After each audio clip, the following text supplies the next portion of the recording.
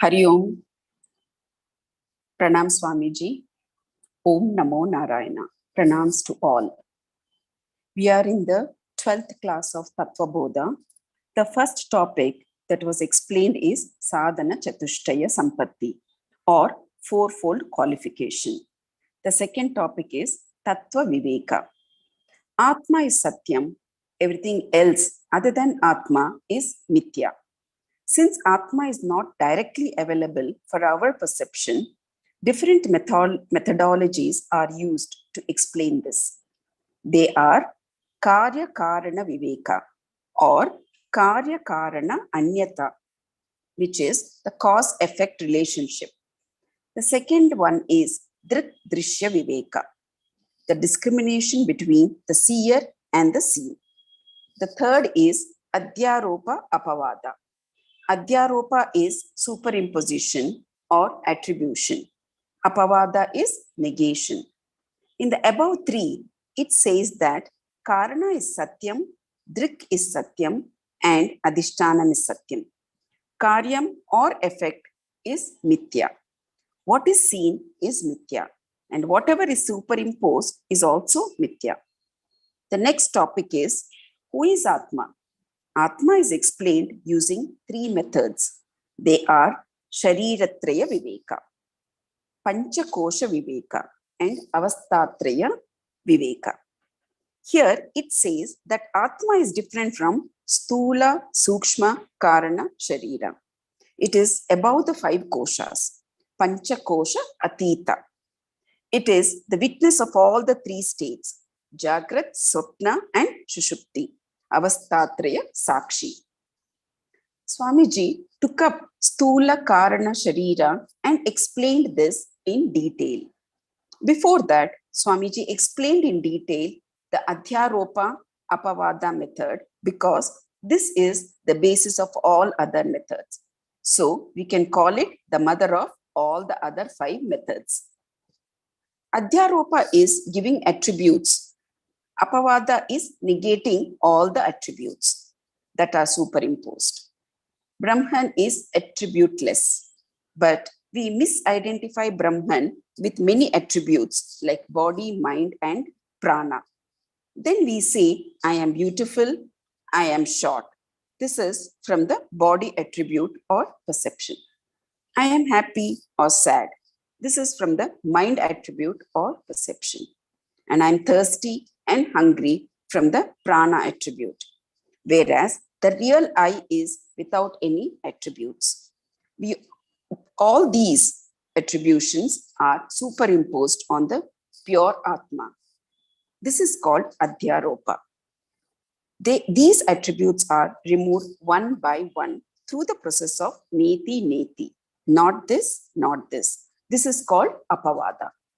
To practice this, we have to listen to the words of Shastras and Gurus for a long period of time. This is the ultimate goal of our lives, to do Shravanam, Mananam, and Nididhyasanam, and finally understand that Satyam, my own nature, is Atma. So far, I thought that my nature was with all these attributes, the Mithya, which is unreal. Another point is that even Maya is an Adhyaropa on Brahman. Maya is an attribute of Brahman. Maya itself has three gunas. The cause of Jagat is Maya. Maya itself is a power or Karyam superimposed on Brahman. Also, the word Brahman itself is an attribute. The word Brahman is used only to indicate the ultimate reality, which is beyond all description. Atma also is Anadi. And there are 6 things which are also Anadi. Jiva, Ishvara, Vishuddha Chaitanyam, Jiva Ishvara Bheda, Avidya, and reflective consciousness. Now we shall hear from Pujya Swamiji. Hari Om.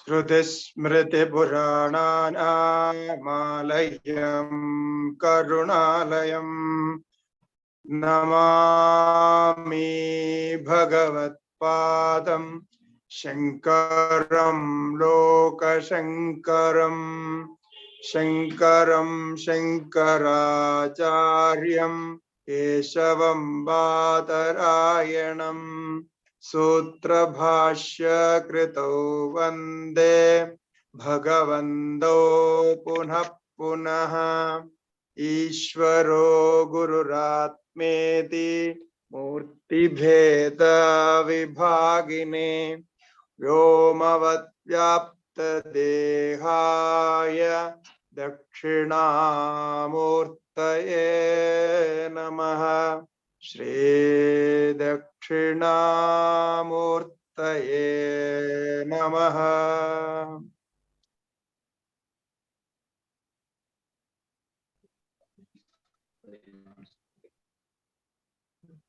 Om Namo Narayanaya.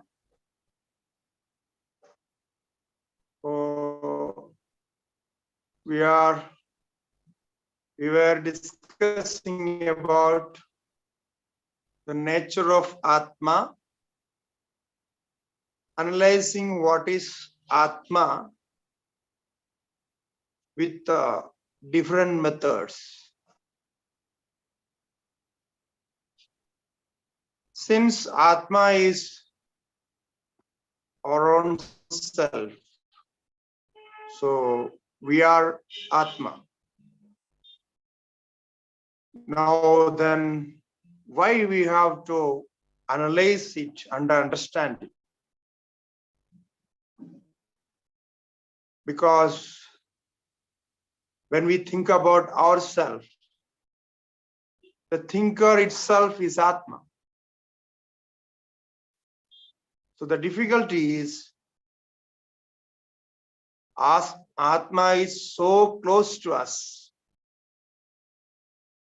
Therefore, the confusion happens. So we know that when there is a confusion, necessarily we should apply some method or some negation theory to solve the confusion. Because confusion always happens with two different approach or two different aspects. So this is the reason here in this Tattvabodha, which is a textbook of definition of Vedanta. So Shankaracharya here beautifully give the definition of Atma, describes the Atma. So the definition of Atma is really very important to understand with its adjectives, applications, attributions, and negation with all these definitions. So Acharya says here, we have not only one body, but we have three bodies. So one is physical body, and the second is subtle body, and third is causal body. So sthula, sukshma, karana, sharira. So these three bodies together, the personality, it creates the personality. Now when we talk about Atma, it seems that we are talking about our personality. So be very careful with this, because we should not identify ourselves with this personality, which is a combination of Sthula Sushma Sharira, Karna Sharira. Now, Sthula Sushma Sharira, Karna Sharirat Bhinnaha. Now, we'll take up this point and analyze little more, because this is the first step and this is the difficult part when we talk about discrimination, separation. So this part is very difficult. So without this physical body, gross body, what is our identity? Just imagine for a while, if we don't have this body, then what we are? Can you imagine something? So then when we separate this physical body, we have this human structure, no, as a human body. Then what we see, if this is not there, then what we are?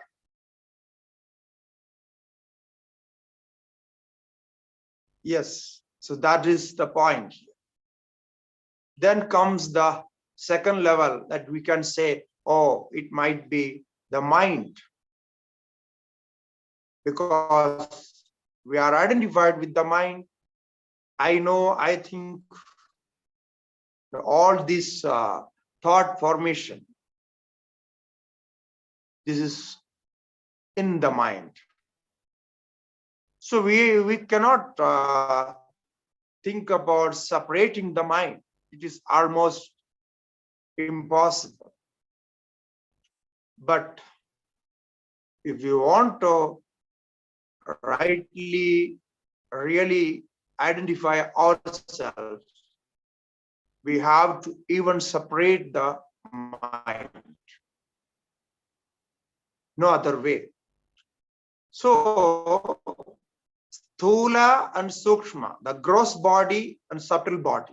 There are few more elements in the Sukshma Sharira, subtle body, that we will discuss later. Now the point is how we are identified this with these bodies, and how we can separate ourselves from that. So when we identify ourselves with anything, any emotion, suppose the love as an emotion, if we love somebody, yeah, something, then the mind is identified with that person, that object. So mind is full of that. So the mind thinks, without this object, I cannot live. There is no existence if this object is not there. And we also, in that condition, we identify ourselves with that thought process. So in that particular emotion, when it is in high level, so we identified with that emotion, and now the person is a lover in that sense. Similarly, the opposite emotion, anger. So when we are irritated with anything, the mind is identified with that, and we experience anger in ourselves, and we are I say I have this emotion, and I am identified with that. I don't know what to do. So this sort of problems we face. We try to come out of that. So there are so many such incidents in our day-to-day life. So we don't know what to do with that. So this is because we are badly identify ourselves with the functions of mind. Now, someone may ask, why this mind brings all these thoughts?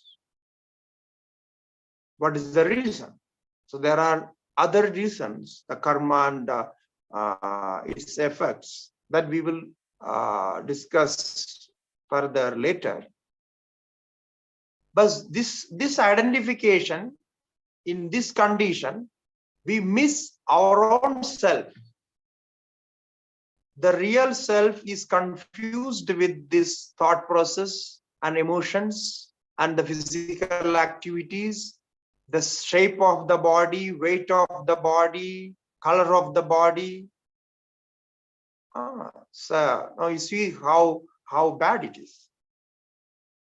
So therefore, we want to identify, want to know what is Atma real, the reality of Atma. Then the discrimination, we have to learn how to discriminate these emotions and these conditions of mind. Then the Karana Sharira, it is the subtlest identification we have. Is the most difficult stage where we are one with. There is no chance of separation, because in that realm, even the mind is not working. It is beyond mind. Mind cannot act on that. Only with inference it can understand something, what it is happening there. Even though the experience is there, we are ignoring the experience, what is happening. So this is Karana Sharira, causal body. We experience that stage in deep sleep, because there the gross body and mental body is not working. Those bodies are sleeping. Then what we experience in deep sleep, that is the stage of Karana Sharira. Just for the sake of understanding, we take up the example or the experience as the causal body. So there we know that we are enjoying something. There is some experience, but the awareness is not there. We have no awareness what is happening there. But later on, in the waking state, we remember what happened there. So we feel that I slept well. So this is the experience. It means there with all these conditions, the Atma, the self was there. Therefore, Sthula, Sushma, Karana, Sharirat, Vedirikta. It is distinct from all this, separate from all this. Like we change our clothes, and when we change our clothes, we feel some difference. Now, people like to change their clothes frequently. Their hairstyle, everything they change because we want to feel something different. Why we want those? Why we want that? Because we are identifying ourselves with this body and things connected to body. It's not only with body, but also the objects that connected to the body. So when we change a hairstyle, we feel that I changed. I have a good feeling, a better feeling than previous style. So we try to keep that. And we ask people, our friends, now how I look. No, is it good? It's better. So that that makes difference. The look makes difference. So therefore, it is we can say that we are completely identified with this body mind complex. Now, if this Atma is different from that, then how we can find Atma? How we can feel the existence of Atma? So then comes the next point, Panchakoshatitaha San. So Panchakoshatitaha. So beyond the 5 sheets, 5 layers. So what are those? The first one is the same as it's called Annamaya. Later on we will elaborately we will learn this because these points will come again. The first sheath, first layer is Annamaya Kosha. The Kosha means sheath, a cover. The Anna means the modification of food. So this physical body is modification of food. So it's called Annamaya Kosha. So when we identify with this Annamaya Kosha, as I just now mentioned, our experience is like this body is tall, it is black and white, and a man and woman, and Indian and Western, and all those differences comes. It's all connected to the Annamaya Kosha. There goes gross form of the manifestation. So then in that, after that, or the inner part of that, there is the next layer, that is Pranamaya Kosha. The Pranamaya Kosha is the second Kosha. Prana we know as a vital air, which helps for our digestion and our energy is because of prana. That vital energy is called pranamaya. So we identify with that because energy is everything.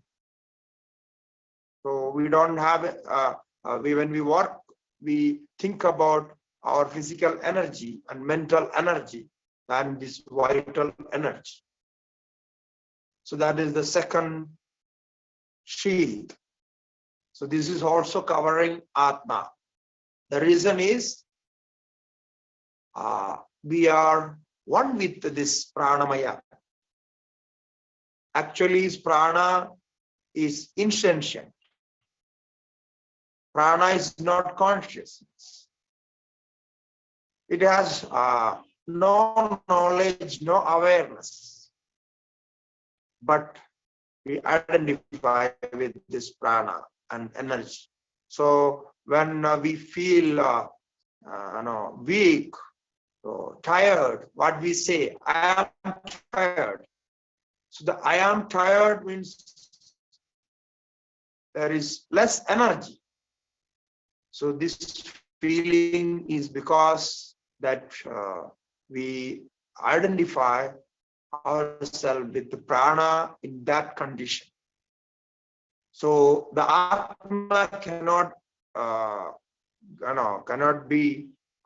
cannot get tired or weak. Atma cannot be weak. It is all pervading with full of energy. So this is the second sheath. Then comes the Manomaya, the third one, the mental sheath.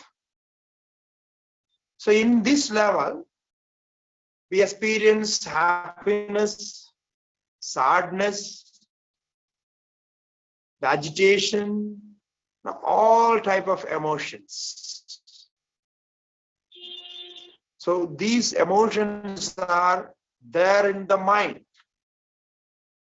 Only in the mind, not beyond the mind. The mind is an instrument for Atma. We train the mind, then we use the mind. We go to the school and colleges to study. What we are studying? Actually, we are training our mind. We are using our mind and giving more information to use it later. So we know, obviously we know that this mind is an instrument. Regardless, we identify with that. If you see an instrument as an instrument, there is no problem. You can have the mind, you can use the mind. What is that? Because we are using so many instruments for our well-being, for our day-to-day life, to maintain our day-to-day life. So what is there? You can use this mind as an instrument, but not. We never accept that mind is an instrument. We think that I am thinking, so I am happy. I am agitated. So this mental thoughts has become your personality. That's the problem. Therefore, identify this mind as an instrument. The prana, the vital force, as supporting energy source. It is not you. The energy is produced and supplied by prana through the nadis. So then Annamaya, Pranamaya, Manomaya, then comes Vijnanamaya. So I'm just introducing these koshas here to define Atma. But we will later learn this with the definitions. So the fourth kosha is called Vijnanamaya. Vijnana means intellect. So the fourth one is intellectual sheath. So there we have the feeling that I am intelligent. I know better than anybody. Sometimes we think I am intelligent, and sometimes, oh, I am a fool. People, no, they think like that. No, you feel that a foolishness in you. So an intellect in you, and knowledge in you, the memory and everything. So this is the intellectual part. This Vijnanamaya kosha is yet another instrument for you. Though intellectually, when we understand things, we feel that we know everything correctly. And what I know is correct. It cannot be wrong. You see, how much identification is that? So this is Vijnanamaya, intellectual part. This is also a cover for Atma. And the fifth one, the fifth kosha is called Anandamaya kosha. Ananda, bliss, this is bliss sheath. So there we experience bliss, relaxation, and we identify with that. Something like we experience in deep sleep. So that is Anandamaya kosha. So Anandamaya kosha is actually everywhere. It's not only in deep sleep, but also in waking state, dream state, in all our actions. Anandamaya kosha is working. So now when you listen to the lecture, now you are listening to it. So now all the koshas working together. So you are listening. That Annamaya kosha is also there. The body is there, physical body, and prana is giving the energy to the brain to listen and think about that and understand. And the perceiving process is going on. Then mind is thinking and understanding the words.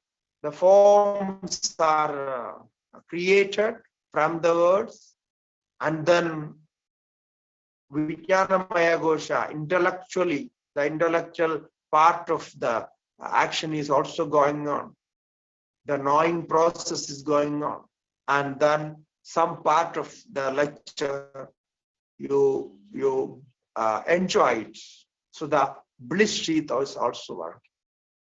Now, where is Atma? So therefore, it is there. So the Atma is covered with all this. Atma is the base of all this. Atma is the substratum, and Atma is everything. But because of these actions, we are unable to identify Atma. So this is what happening there. Therefore, Panchakosha Atitaha. So Atma is said to be beyond the 5 sheets. Then the third point, Avasthatraya Sakshi. So Avasthatraya Sakshi. You see, when we define something, now we are defining Atma, what the Atma is. You know, when we define something, the definition normally be a statement, a sentence, something. And the statement will reveal the object, only that object for which the definition is given. The definition should not go to other object, or it should not be confused with other objects. So that is the meaning of definition. Now when we define Atma, we give definition for Atma.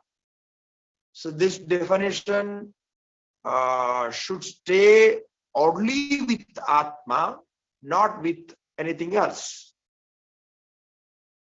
So now the problem is, here the Atma is not known, not identified separately. The Atma is identified with all these three bodies and these five sheaths, koshas, and then comes the avasthatraya, the three states. Now, how can we define Atma? If we say anything about Atma, the listener will take any of this and identify Atma with that. That would be wrong. That could go completely opposite. So therefore, the understanding, it should be the definition, the understanding of definition should be exclusively for the object. So therefore, the third point says, avasthatraya sakshi. Avasthatraya, the three states that we already have discussed before. The waking state, where we experience the object directly with the sense organs and mind. And the second state, where we dream, only the mind is active there. And the third state, where the mind also sleeps. But the Atma is the observer, the witness of all these three states. Now, how can we prove that?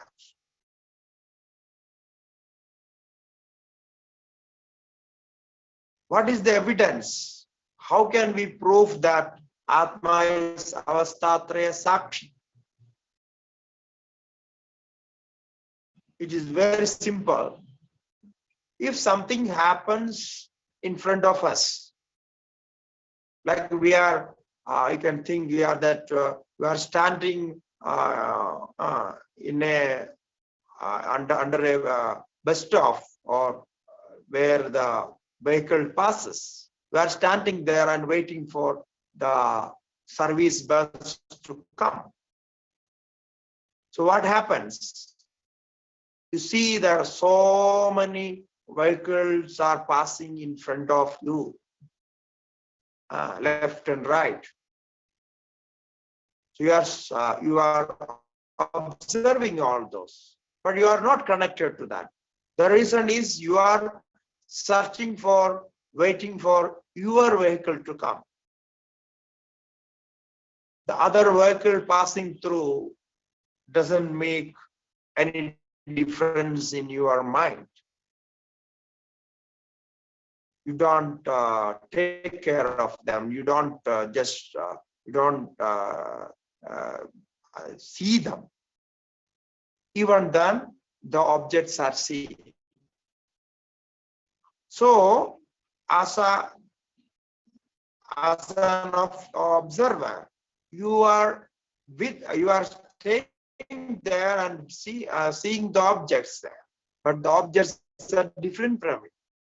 You are an observer without attached to what is happening there. So this is how the Atma goes to the dream state, goes to the deep sleep state, and again comes to the waking state, and just going to one after another. So this is interesting to know that the self is aware about all these stages, and therefore we call the self is the experiencer. Actually, the self is not the experience. Self is observer, sakshi, avasthatraya sakshi. Now, if the observer is always different from the object which is observed, that we know the observer cannot be identified with the observed object. The observer is always different from that, separate from that. If the observer is identified, is one with the observed object, the observer cannot observe. How can the witness come? It cannot see the object. The seer is always the seer.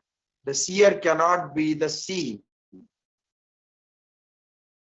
So therefore, if Atma is Sakshi, witness, in all the states where the consciousness is manifested in different forms, but the consciousness, the pure consciousness, is separate from all the manifestations. So avasthatraya sakshi. Now the next definition is Swarupa Lakshana. It is called Swarupa Lakshana. It is the nature of Atman without any adjective, without any attribution, just the Atma's essential nature, inherent nature of the Atma. That is Satchidananda Swarupaha San. Satchidananda Swarupaha. Sat, Chitta and Ananda. Satchidananda Swarupaha. So what is this Sat? Sat is existence. Now what is existence? Do we understand what is the existence is? We say, I exist. I am. So I am, this feeling is the existence.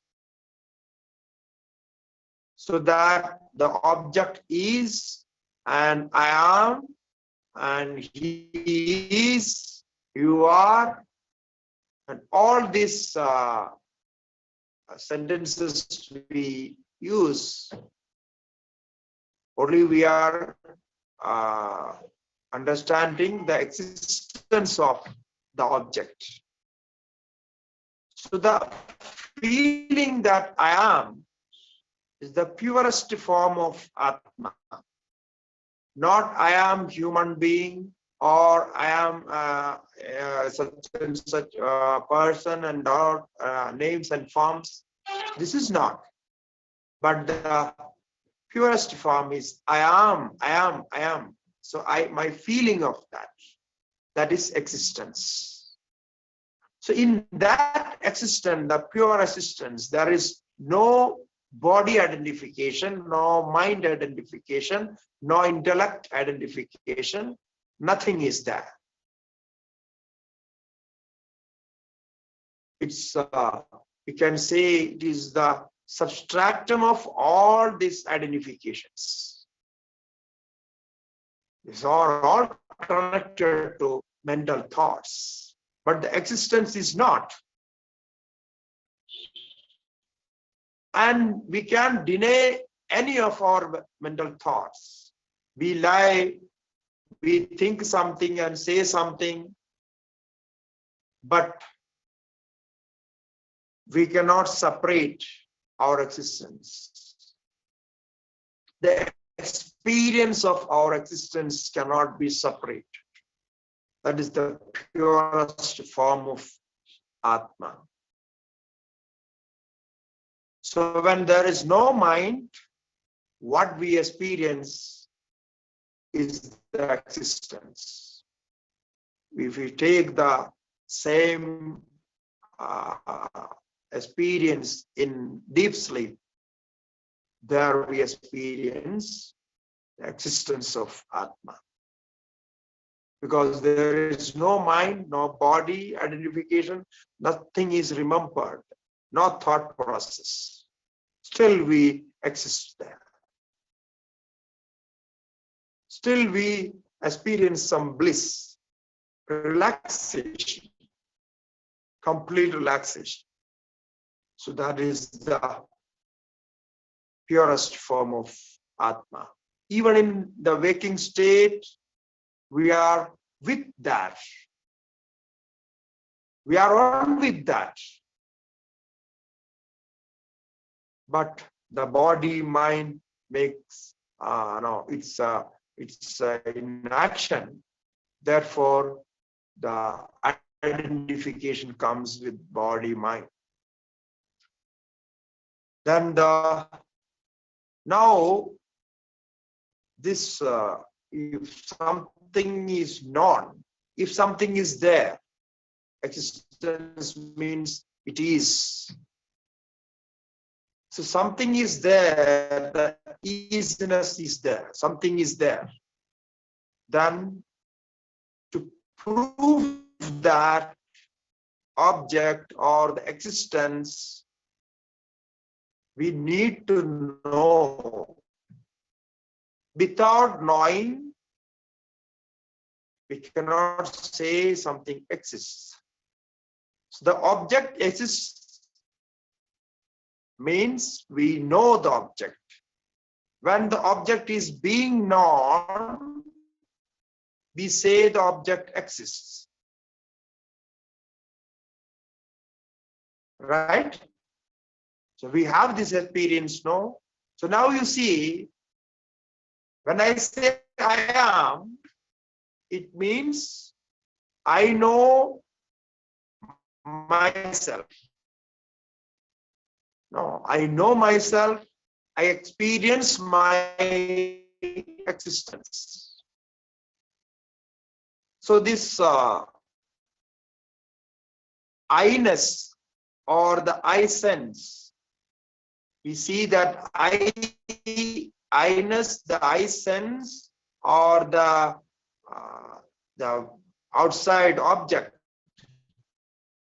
is different from us.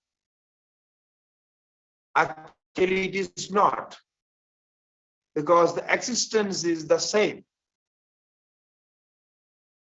So when we know something, we know that is there, and it means the existence is with the knowledge, with the consciousness, and consciousness is with the existence. Both are the same. The existence cannot be there without consciousness, without being known, and the consciousness cannot be without existence. So therefore it is one and the same. Now it is something very deep in this level of understanding. Now what is known is an object. Now we can say it has an existence. It is being known because it is there. It is a substance. Any substance have an existence. So Sachidananda, the second one is Chitta. So it has an existence. It means the substance is being known. So now, what is the effect of this knowledge? It says Ananda. It is the effect, the experience of this existence and knowledge is bliss. It's full of happiness, full of relaxation. There is no separation, so there is no chance of fear. Where there is separation, there is fear. When you see an object different from you, anything different from you, there is a chance of fear, there is a chance of desire, there is a chance of hate, there is a chance of the mind attraction, and all this can come if you see something different from, if you think this is different from me. So this is very important to know. If the existence is experienced, we experience only one existence. If the consciousness is experienced, the consciousness is only one. The difference is there with the objects, different objects. I know this, I know that, no, all this. So when these two, the Sat and Chit, the pure existence and the consciousness is there, then the bliss, the relaxation, complete satisfaction with that. So this is what the experience of Atma is called. Swarupa Lakshana, Swarupa Lakshana of Atma. Now, what is Swarupa Lakshana? The nature of an object cannot be devoid of that nature. It means,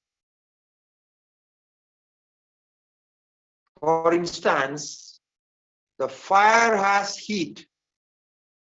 The heat is the nature of fire, the inherent nature of fire.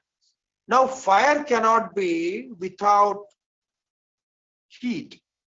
So what we can say is, where there is fire, there is heat. So where there is heat, we call it fire. So there are different forms of heats. We have heat from sun, heat from fire, heat from missions, heat from the electricity. There are so many types of heats. Let it be. But all are one, as the heat is fire. We call it fire. It's an element which gives us the heat. So therefore, the heat is the essential nature of fire. The fire cannot be devoid of heat. Okay? Similarly, the Satchidananda, the existence and consciousness and bliss is the nature of Atma. So Atma cannot be without this. And another point in this is, when one nature is there, for example, if the existence is there, then the consciousness and bliss is along with that. So the essential nature cannot stay separately. So the existence and consciousness bliss, although we say in three forms, in three names, but it is one and the same. It must be one and the same. So where there is consciousness, there is existence, eternal existence, all-pervading consciousness. And eternal existence and all-pervading consciousness and limitless bliss, endless bliss. These are the same. Now, we are unable to experience this. So what is the reason? When I say this is the nature of Atman, and the Atman cannot be devoid of all this, then why we are not experiencing that? How is possible?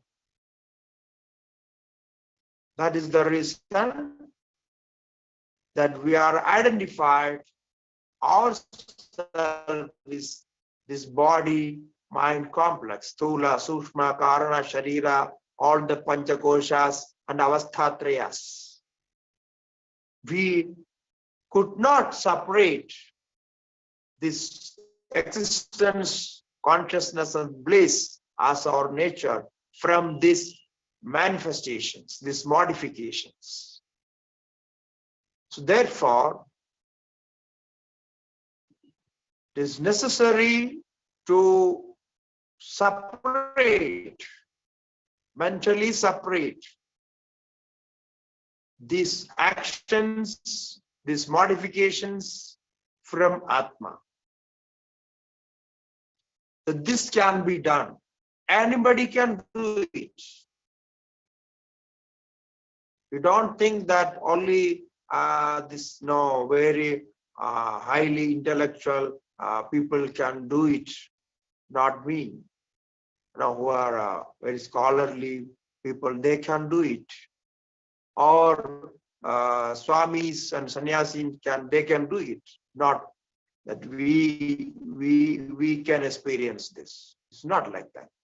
Because Atma has no condition that only swamis can realize the Atma. No, anybody can realize. If you contemplate on these points and understand what the confusion is, then the correct identification can come. Because that is the nature. The Atma cannot leave you. When you are in a good mood, then also you are there. When you are meditating, you are there. When you are in workplace, you are there. When you are happy, you are there. When you are unhappy, you are there. Now, in all conditions, you are there. So this conditions changes with the different objects and different manifestations. But the Atma is the same. The doer, the knower, the observer is the same. So remember this. Every day, the morning, when you get up from the bed, when your mind is fresh, sit for 10 minutes, contemplate on yourself, where I was, what was my experience. Now, how this mental thoughts are functioning, how they are starting, how they are going to work. Just observe for some time. It is really and very, very good experience. Very, I can say that you feel something very high, very different. And similarly, before going to bed, just take 5-10 minutes and sit on the bed itself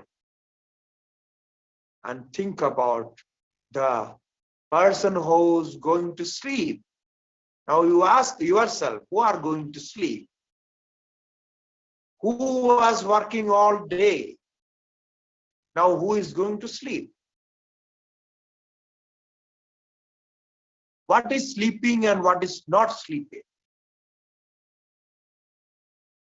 So think, this is the meditation of, this is a Vedantic meditation. Just ask this question.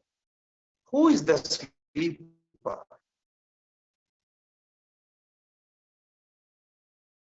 So this, if the question is answered, I would say that you know yourself.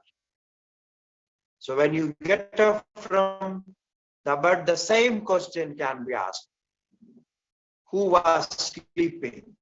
Now, why, how this mind got connected to that?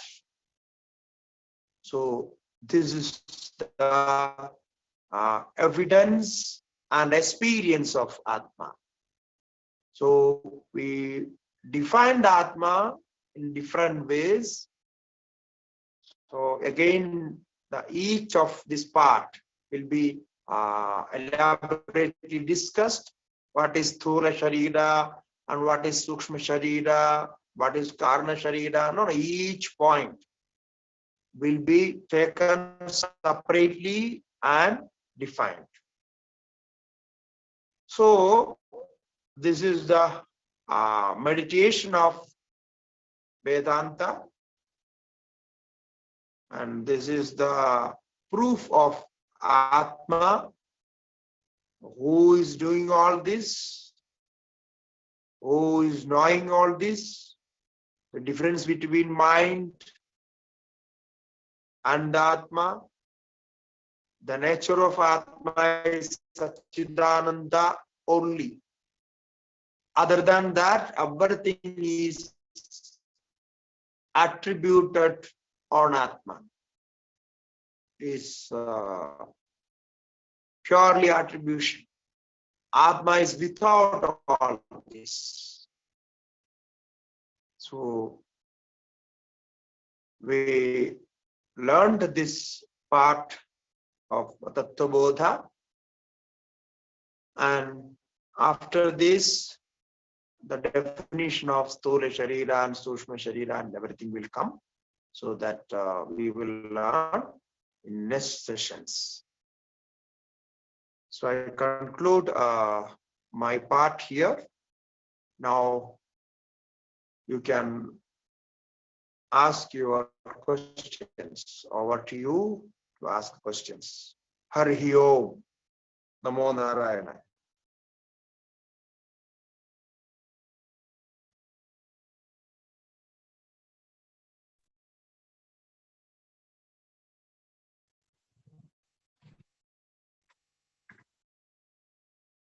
Namaste Swamiji. Pavanji has a question. Please unmute and ask.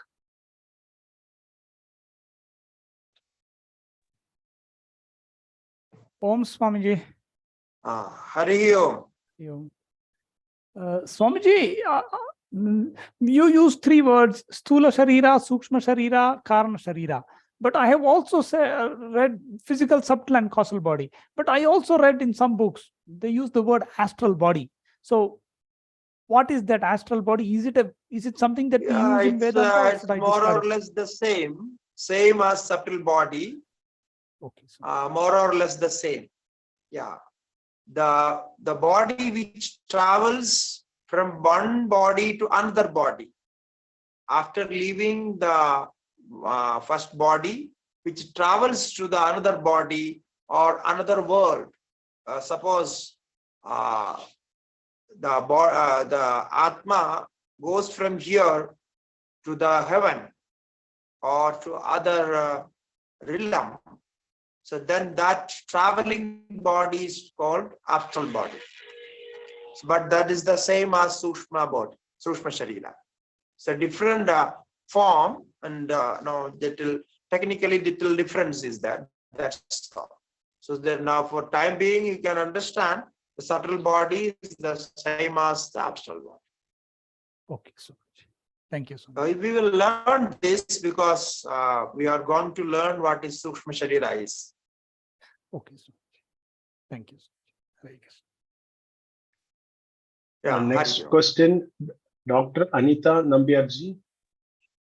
Please unmute Yes, and please. Hari Om, Swamiji. Ah. Am I audible?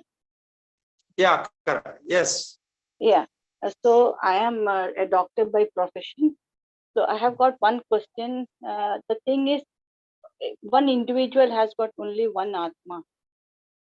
So when we do the heart transplantation, so the heart is actually transplanted, one patient's heart is transplanted to another person.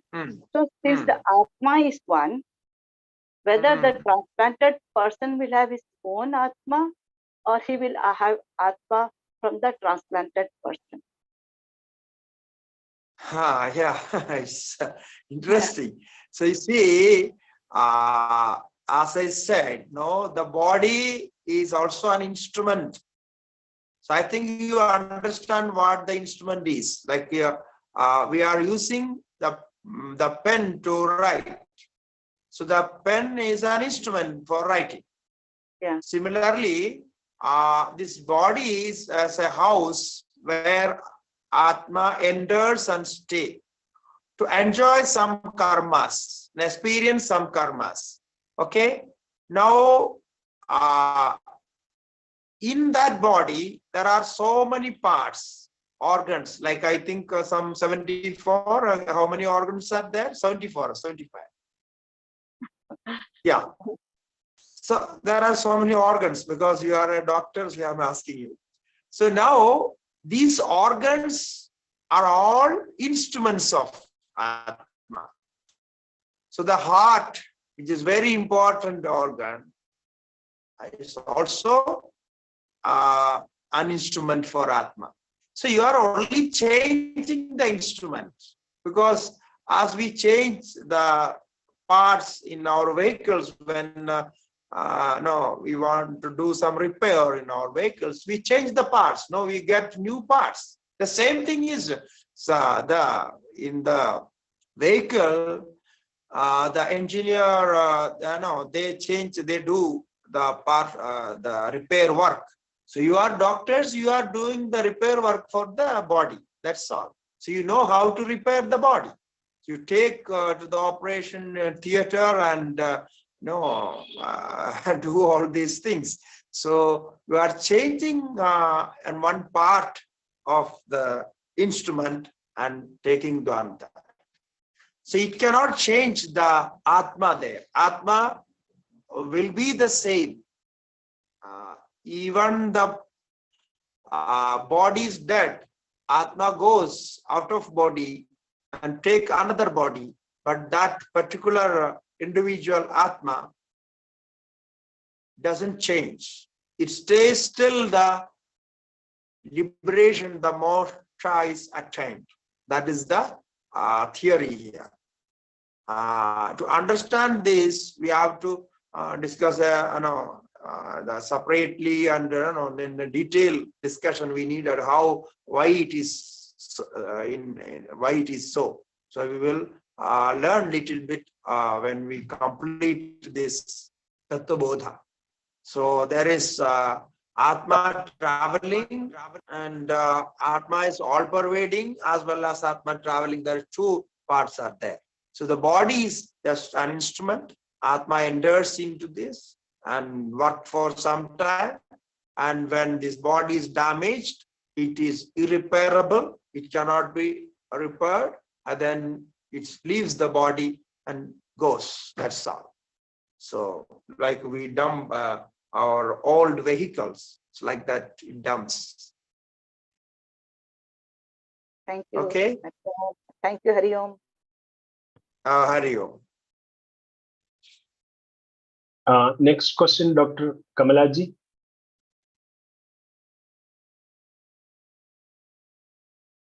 Kamalaji, you are muted. Please unmute and ask.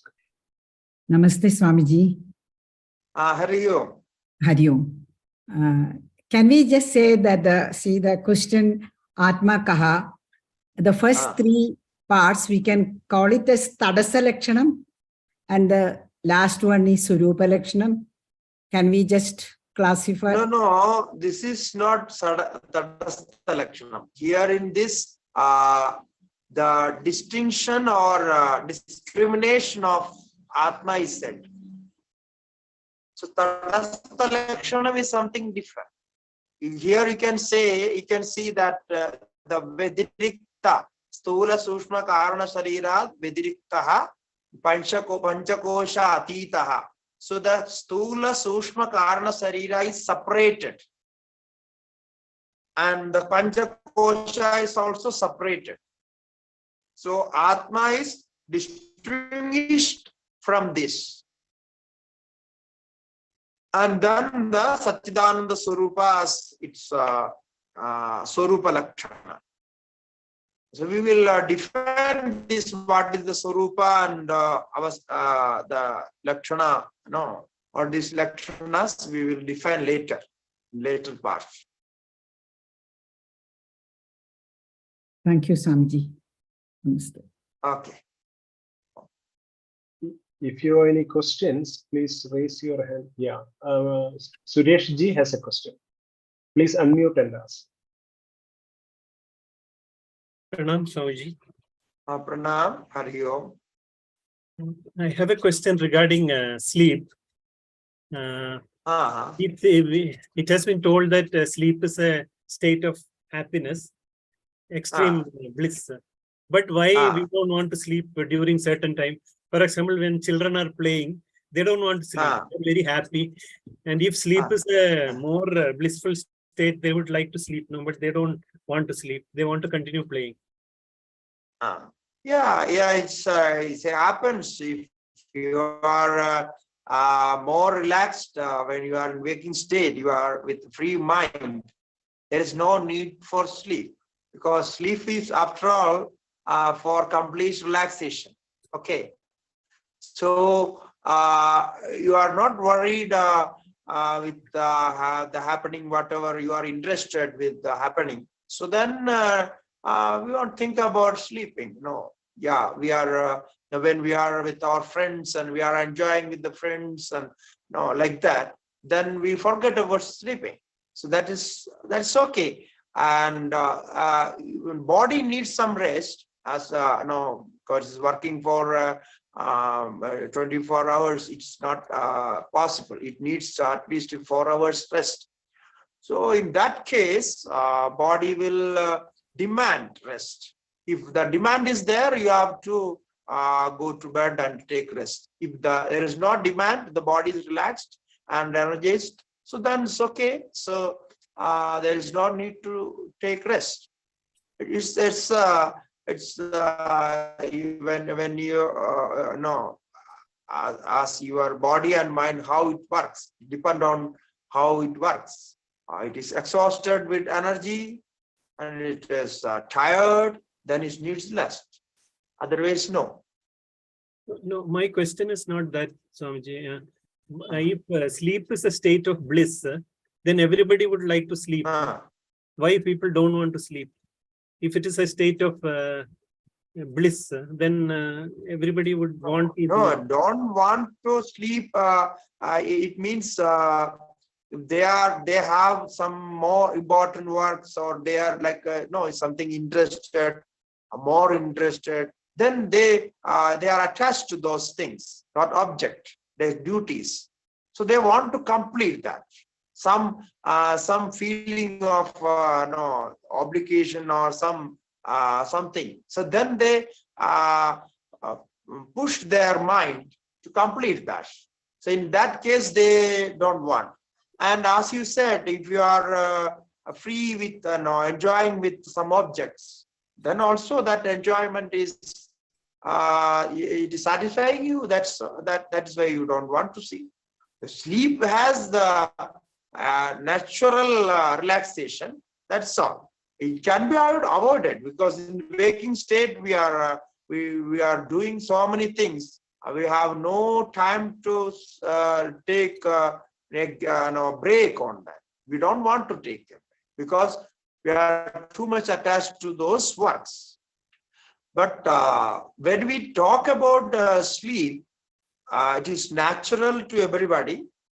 So what the experience there we have, that is blissful. See, it doesn't mean only there the bliss is. We never say that. Vedanta never say that. There, because the mind and body is not there, the awareness of body and mind is not there. So you can understand what the bliss is. The pure form of bliss, you can understand that. It doesn't mean that bliss is not there in the waking state and dream state. It is there everywhere. The same bliss is there everywhere. But here, the objects are there, mind is working with the object, sense of objects. So the identification is different. So we are unable to separate or distinguish the self nature of bliss and the objects, the happiness we get from the objects. So this is the confused state. So therefore, Upanishad says, Vedanta says, you can understand your natural bliss in deep sleep. That's all. That is also a state. It's not permanent, no. Yes. So we go there and come back, but that identification is there. Yeah. But we can think if you could not sleep for 1 day, 2 days, 3 days, then what would happen? So everything will be disturbed, no? So that's a difference. That because body needs such type of rest, that it takes the state that it can go there and experience the rest. Okay. Okay. Oh, thank you. Swamiji, next question is a message sent through chat. It is from Sri Subinji. Question is, I will read out. Om, kindly explain how consciousness, subconscious, unconscious, cosmic concepts of mind are connected to description of mind in Shastras. Yeah, it's for this we should learn Patanjala Yoga Darshana, because in Patanjala Yoga Darshana we discuss more about all this. So this separation, namely conscious mind, subconscious mind, unconscious mind, superconscious mind. So there are so many different states. These definitions, these particular words which use in relation with mind is not used in our Shastras. But we have other words, other level of understandings. Because these terms are the later developments of psychology, and then it developed like that. So now what does it mean? Now we have something called Chittam. So Chittam is conscious mind plus subconscious mind plus unconscious mind, and there is superconscious mind. So all this together is called Chittam. Now out of this, the conscious mind is called in Shastras as mind, Manaha, so Manas. And subconscious mind is called Vasanas, or the subliminal tendencies. So this is after that. Then the unconscious mind can be termed as samskaras. The dead mind means everything is there, but we don't know what it is there, what is there. So that level of mind is called samskara. The samskara means the habitual impressions, the previous habitual impressions. These are the sanskaras. So which formed after experience and which causes the memory. So you got the point, no? In between experience and memory. So after perception and cognition, these sanskaras are formed. The impressions of those experiences are formed and it is stored. After that, when a particular conditions appear, called nimitta. When the nimitta comes, the particular condition where the memory is, we remember certain objects, certain incidents. So memory has to have some object which can give some link, some connection to the previous experience. So when we see an object, it is similar to previous experience, or the feeling, the emotion similar to previous experience, the memory comes. But in between where it is stored is called unconscious mind, is samskaras. So these are the terms we use in our Shastras, and everything together according to Yoga Shastra, it is Chittam, and then mind is practical, practical mind, what we call as a conscious mind in waking state, and the subconscious mind we experience in dream state, what we can call what the mind be there in the dream state, and the unconscious mind is never experienced. Only by its effects, its manifestation, we know something is there as this subconscious, unconscious mind, samskaras. So it can reflect in actions, but it cannot be experienced. It cannot be seen and understand what is there. So this unconscious mind is the storage of all the karmas.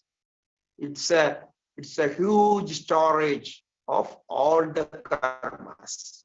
So it takes different karmas. When the karmas are ready for manifestation, their manifestation comes in the form of body and experiences.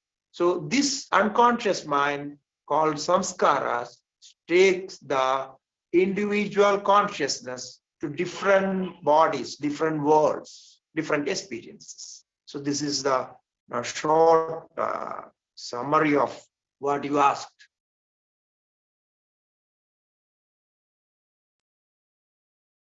Okay, any more questions? There are no more questions, Swamiji. Nobody raising hand. Okay. Okay. Yeah, one more question from Dr. Kamalaji. Please.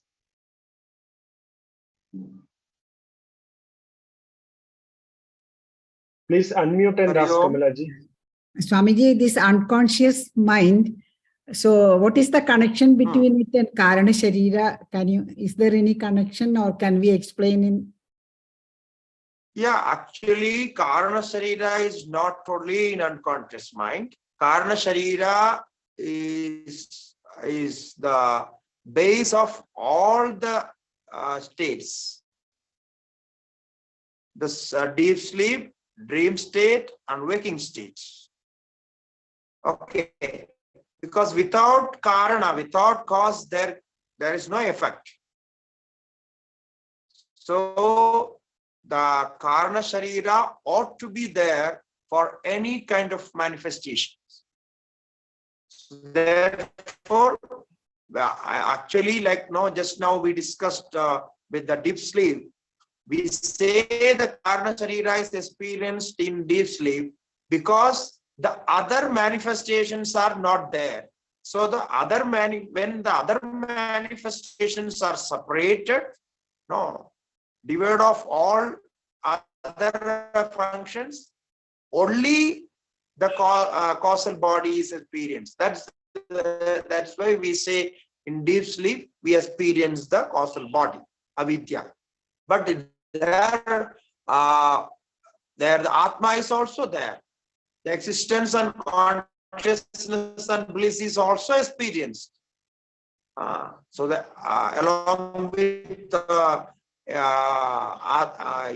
ignorance, we experience all those. So therefore, the unconscious mind is not Karana Sharira. Unconscious mind is the karmic Sharira. We can say, if you want to say that, we can say it's karmic Sharira. It's a form of karmas, accumulation of karmas. The previous karmas and present karmas also accumulated there. And out of those karmas, when time comes, the body is manifested. Not only body, but also the good and bad experiences, happy and unhappy, whatever the experiences we have in our life, it is also formed from there. Therefore, samskaras, by the practice of, we can change the samskaras. If we change the practice, the impressions are changed, then the samskaras has changed. But it is always unseen. That is the difference between subconscious mind and unconscious mind.